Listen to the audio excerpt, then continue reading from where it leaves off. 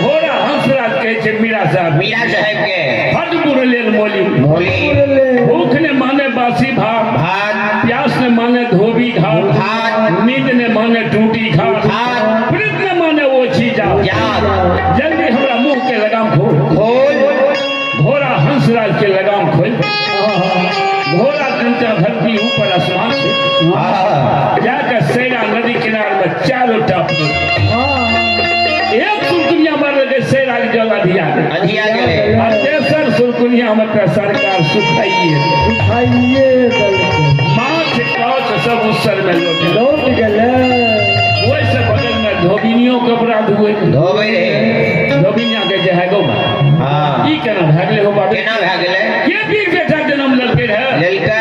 80 जोजन लगे सैरा बही छे सैरा में सूत के था हमें ये हन बीर बेटा रे सैरा के जल के पी गेले ये धोबिनिया है वाले जो धोबिया कहां है देख लगे धोबिया की केलक सरकार इतना जुल्म का दल के आप तो हमरा मार देते धोबिया कर मार के गेल गंगा घाट पर अशोका के गाछ है अच्छा रे तो अशोका गाछ पर चढ़ के पत्ता लागे ना लपेट के बैठ अब धोबिया है ना घुरे जे हमर धोबिया कते भेटबे न करे सब आबे देखे छे तब देखे छे धोबिया के गाछ पर नुकायल अशोका गाछ लगा के छुपायल छे धोबिया रहे बड़ा बुद्धिया कल के उतरते केना आया कल के तो जे मरद के ये नहीं जे मरद के पानी नहीं तो सेहो बेकारी छिए कल के ऐन बड़ा बात कहबै तब धोबिया उतर जेते केना अते हो भैया हो धोबिया के लीलकार दैया